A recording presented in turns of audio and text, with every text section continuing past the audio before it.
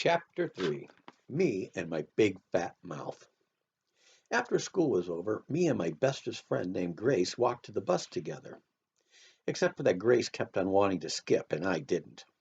"How come you don't want to skip?" she said. "Me and you always skip to the bus." "I know, Grace," I said, "but today I've got a very big problem inside my head. And it's called I still don't know what job I want to be when I grow up." "Well, I do," said that Grace. "I'm going to be Mickey Mouse at Disneyland." Well, I did a big sigh at her. "Yeah, only too bad for you, Grace," I said, "'cause there's only one real alive Mickey Mouse, and you're not him." Well, that Grace laughed very hard. "Mickey isn't real, silly. He's just a mouse suit with a guy inside," she said. And so just then I felt very sickish inside my stomach. 'Cause I didn't know Mickey was a suit, that's why. "What did you have to tell me that for, Grace?" I said, real upset. "Now I feel very depressed."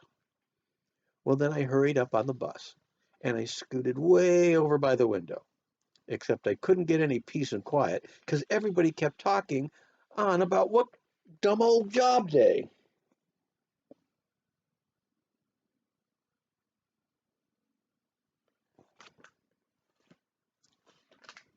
"Well, I'm going to be a famous singer," said a girl named Rose. "And I'm going to be a famous baton twirler," said another girl named Linny. And then a girl named Charlotte said she was going to be a famous painter. "Famous painters are called artists," she's explained, "and artists are very rich." Well, after that, I felt a little bit cheerier. 'Cause guess what? Grandma Miller says I paint beautifully, that's what. "Hey, maybe I'll be a famous painter too," I said. "Well, I'm going to be a prison guard," said a boy named Roger. "My Uncle Roy is a prison guard, and he gets to carry the keys for the whole entire prison." And then my mouth did a smile. 'Cause one time my dad gave me the key to the front door, and I unlocked it all by myself. And I didn't even need any help. "Hey, maybe I might carry keys too, Roger," I said, "'cause I know how to use those things very good." And just then William raised his hand, very bashful.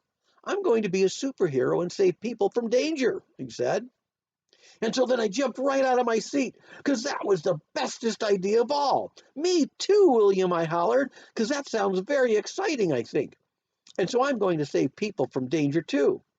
And then that mean Jim jumped up at me. "Copycat, copycat, you're just copying everybody else. And anyway, you can't be three jobs, you can only be one." Well, I made a growly face at him. "I am just being one job," I said, very angry. "It's a special kind of job where you paint and you unlock stuff and you save people. So there, ha ha, and you." Well, that Jim, he made a cuckoo sign at me.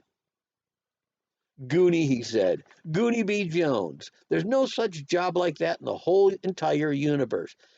"Yes, there is. There is too, you big fat Jim," I yelled, "and it's the bestest job in the whole wide world."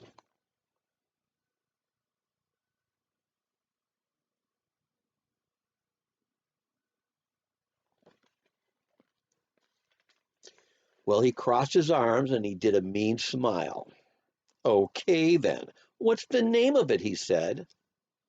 Well, then the bus got very quiet, and everybody kept on waiting and waiting and waiting for me to say the name of my job, except for I just couldn't think of anything. And so my face got very reddish and hottish, and I felt like PU again. "See, told ya," said that mean Jim. "There is no such job. Told ya, told ya, told ya." And after that, I sat down very quiet and I stared out the window. 'Cause the sickest feeling was back inside my stomach again. That's why. Me and my big fat mouth.